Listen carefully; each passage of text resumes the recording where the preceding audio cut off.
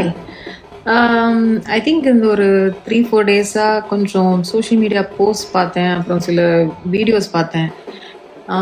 இன்னைக்கானும் 2025ஆலையாவது நம்மளோட இந்த ஒரு ஜட்மெண்டல் சொசைட்டி மாறாதா அப்படின்னா அதுக்கு வெயிட் பண்ணிக்கிட்டே தான் இருக்கணும்னு நினைக்கிறேன். சம்வேர் அரவுண்ட் எனக்கு 14 வயசு இருந்த போதோ என்னவோ என்னோட தாத்தா காலம்னாரு கிட்டத்தட்ட 94 வயசுல. அப்போ எங்கள் பாட்டிக்கு 86 வயசோ 87 வயசோ. அப்போ வந்து இதே மாதிரி தான் தாலியை கட்டுறது, அப்புறம் அந்த வளையலை இது பண்ணுறது, அத்தை பண்ணுறதுன்னு என்னென்னவோ பண்ணாங்க ஒரு 88 வயசு லேடிக்கு. அவங்க பாட்டுக்கு ஏதோ ஏதோ பண்ணிட்டோம், ஏதோ நடக்கட்டும்னு ஏதோ விட்டுட்டாங்க.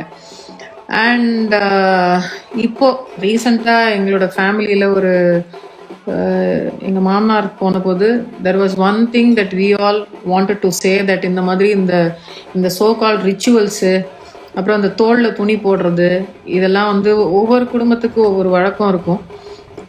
இதெல்லாம் வந்து பண்ணக்கூடாதுன்னு நாங்கள் வந்து வி ஸ்டுட் பேசிக்லி என்னோட மாமியாரோட my husband and my brother in law were very steadfast that இந்த மாதிரி இந்த அனாவசிய ரிச்சுவல்ஸ்லாம் வேண்டாம் அப்படின்னு.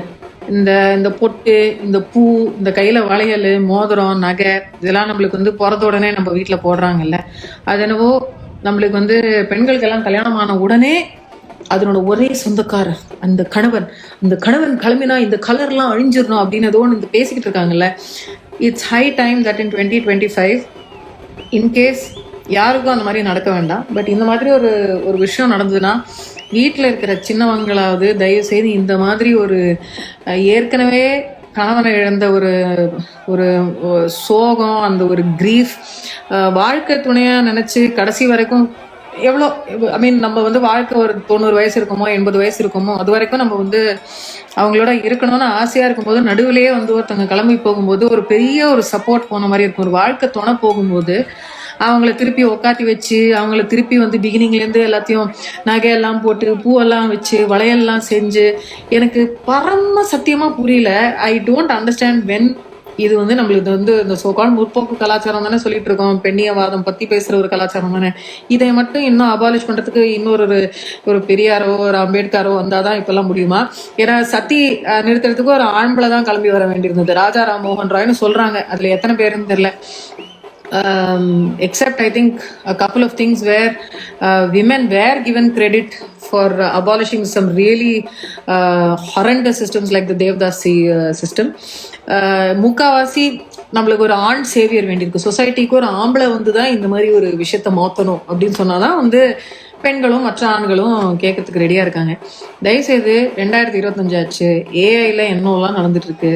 இந்த இந்த இந்த தாலியை வச்சுக்கிட்டு அப்புறம் இந்த ஒரு பொட்டு, குங்குமம், வளையல், இவங்கெல்லாம் தான் சுமங்கலி, இவங்கெல்லாம் சுமங்கலி இல்லை. இதை கொஞ்சம் தயவுசெய்து நிறுத்திடலாமே. ஒருத்தங்களோட நம்ம இந்த உலகத்தில் வரோம், நம்ம வந்து பிறக்கிறோம், அட் சம் பாயிண்ட் நம்மளுக்கு டைம் டிக்கிங் வந்து நின்றுச்சுன்னா it's time for us to exit. அதில் வந்து ஒருத்தவங்களோட உயிரோடு இருக்கிறவங்களோட வாழ்க்கையில் இருக்கிற கலர் எல்லாத்தையும் எடுத்துகிட்டு வெள்ளையாக்கிட்டு தான் போவேன். இந்த கான்செப்டே எனக்கு புரியல. I really hope it is time to end it. இதுக்கு வந்து கவர்மெண்ட் எல்லாம் எதுவும் பண்ண போகிறது இல்லை. நம்மளே ஆஸ் அ சொசைட்டி நம்மளோட பழக்க வழக்கங்களை நம்ம மாற்றிக்க தான் வேண்டியிருக்கோம். இது எந்த மதத்தில் இருக்குது, இந்த மதத்தில் இருக்கிறத மட்டும்தான் பேசுவியா அப்படின்னு சில பேர்லாம் கேட்பாங்க. எனக்கு என் வீட்டில் என்ன நடக்குது, என்னை சுற்றி என்ன நடக்குது, அதை மட்டும் தான் என்னால் பார்த்து சொல்ல முடியும். மற்ற ஃபெய்த்ஸ்லாம் அந்த மாதிரி நடக்குதுன்னா எனக்கு ஆனஸ்ட்லி தெரியுதுன்னா அங்கேயும் I believe that those rituals need to be abolished. And a woman's identity, especially a wife's identity, அந்த வைஃபுங்கிற ஒரு ஐடென்டிட்டி தான் இருக்குது. கணவர்னு இல்லைன்னா அவங்களுக்கு வேறு எந்த ஐடென்டிட்டியும் இல்லை. அந்த கிரியா கர்மத்துலேருந்து அதில் இஃப் அட் ஆல் அந்த ஒரு வைஃப் வந்து ஏர்னிங் மெம்பராக இருந்தால், ஒருத்தவங்க ஒரு காமெண்ட் போட்டிருந்தாங்க எங்களோட போஸ்ட்டில், இந்த மாதிரி அவங்களோட சம்பாத்தியத்தை வச்சு அவங்களோட சம்பளத்தை வச்சு தான் அந்த 13 நாள் காரியம் நடக்கும். ஆனால் அந்த பெண்ணே வந்து முன்னாடி வரக்கூடாது, அவங்க கிட்டதான் காசு மட்டும் வேணும் அந்த வேலை காரியம்லாம் பண்றதுக்கு. ஆனா அவங்க முன்னுக்கு வரக்கூடாது, அவங்க எதிர்க்க வரக்கூடாது, அவங்க சுமங்கலி இல்லை, கண்ணுக்கு எதிர்க்க வரக்கூடாது, அவங்க மேல படக்கூடாது. எனக்கு இதெல்லாம் பரம சத்தியமா புரியல. லெட் இஸ் அபாலிஷ்னோ இந்த விடோயிங் ரிச்சுவல். நான் வந்து கருத்து கண்ணம்மா அப்படிங்கிற அந்த ஒரு அவங்களோட போஸ்ட்ல தான் நான் படித்தேன் அந்த வார்த்தையை. இங்கிலீஷ்ல ஐ திங்க் அதை விட ஒரு பெட்டரா எனக்கு வந்து I don't think anybody would have said it. இந்த விதவை ஆக்குற அந்த ரிச்சுவலை கொஞ்சம் தயவு செய்து இதோட தலைமுடிக்கிட்டா நல்லா இருக்கும். It is definitely heart breaking for somebody to lose their partner. இந்த மாதிரி ஒரு ரிச்சுவல் வந்து ஆண்களுக்கு கிடையாது. பெண்டாட்டி வந்து மறைஞ்சிட்டாங்கன்னா அவங்களுக்கு வந்து ஒரு ரிச்சுவல்ல போட்டு இன்னமே வாழ்க்கையில கலரே கிடையாது அப்படிலாம் கிடையாது. அதுலேருந்து அடுத்த முகூர்த்தம் முடிஞ்சதுதான் இன்னொரு பொண்ணை பிடிச்சி கல்யாணம் பண்ணி வச்சிருவாங்க.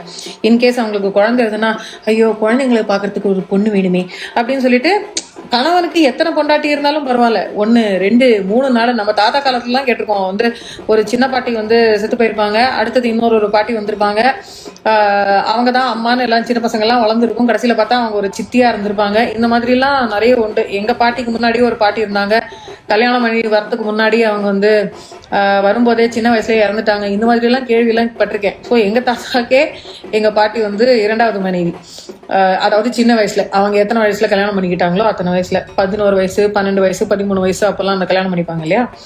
ஸோ எனக்கே வந்து you know the kind of things, இதுவே வந்து எங்க பாட்டி வந்து if she had lost husband reverse நடந்ததுன்னா அவங்களுக்கு ஒரு மொட்டையை போட்டு வீட்டில் உட்காத்தி வச்சு சின்ன குழந்தைன்னு கூட பார்த்துக்காம அவங்கள அடைச்சி வச்சு அவங்க வாழ்க்கையை நாசனம் பண்ணி அவங்க வந்து 93 வயசுல செத்துருந்தாலும் அவங்க வாழ்க்கை முழுக்க அப்படிதான் இருக்கணும் அப்படின்னு தான் பண்ணியிருப்பாங்க.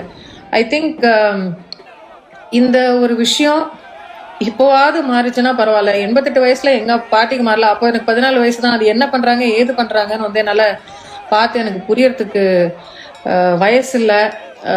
எனக்கும் I was attach to my grand father வந்து அந்த போன சோகம் அதெல்லாம். ஆனா இன்னொரு பக்கம் இன்னொரு தாத்தா பாட்டி போகும்போது பாட்டி முதல்ல மறைஞ்சாங்க, தாத்தா அது எதுவுமே இல்லை, அவர் பாட்டுக்கு வீட்டில் இருக்கிற எல்லா நல்ல காரியம் எல்லா காரியத்திலையும் அவர் கலந்துக்கிட்டாரு. ஆனால் அதுவே ஒரு விதவை அப்படிங்கிற ஒரு பட்டம் வந்துச்சுன்னா எந்த காரியத்திலும் அந்த விதவை மட்டும் முன்னாடி வந்துடக்கூடாது.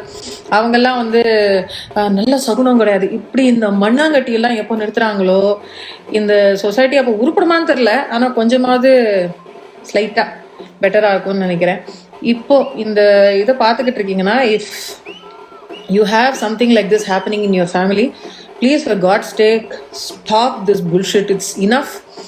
And also இப்போ ஏற்கனவே அதை பற்றி எழுதியிருந்தேன், யார் எப்படி அவங்களோட கிரீஃபை வந்து வெளிப்படுத்துகிறாங்க எக்ஸ்பிரஸ் பண்ணுறாங்கன்ற சொல்கிறதுக்கான அருகதை யாருக்குமே கிடையாது.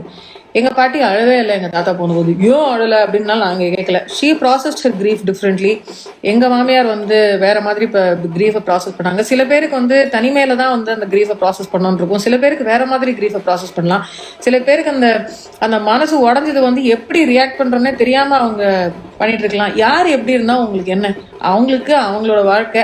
நீங்கள் பாட்டுக்கு வாய முடி, இந்த ஊரில் 4 பேர் சும்மா உட்காந்து வாயில் உட்காந்து மென்னுக்கிட்டு இருக்கீங்களே, அட்லீஸ்ட் வீட்டுக்குள்ளே பண்ணிட்டு இருந்தீங்க. இப்போ சோஷியல் மீடியாவில் இன்னொருத்தரோட மனசு நோக்குதான் அவங்களோட கமெண்ட்ஸ்னாலும் கூட தெரியாமல் இஷ்டத்துக்கு நாக்கு மேலே பல்ல போட்டு இப்படிலாம் பேசுறீங்களே, நல்லாவா இருப்பீங்க, நல்லா இருக்கீங்களோ என்னவோ. ஆனால் கொஞ்சம் தயவுசெய்து கொஞ்சம் அறிவு புத்திலாம் கொஞ்சம் வளர்த்துக்கிட்டு கொஞ்சம் மனிதாபிமானம் அப்படிங்கிற ஒரு விஷயத்த ஒருத்தங்களுக்கு வந்து ஒரு ரொம்ப பெரிய ஒரு பேரிழப்பு ஒன்று நடந்திருக்குன்னா, ஃபர்ஸ்ட் திங் உங்களால் எதுவும் நல்லதாக சொல்ல முடியலன்னா வாயாவது பொத்திக்கிட்டு உட்காந்துட்டு இருக்கேன், அவ்வளோதான். நன்றி, வணக்கம். பிளே ஸ்டோர் மற்றும் ஆப் ஸ்டோரில் இருந்து பாலிமர் செயலியை QR கோடு மூலம் பதிவிறக்கம் செய்யுங்கள். செய்திகளை உடனுக்குடன் பெறுங்கள்.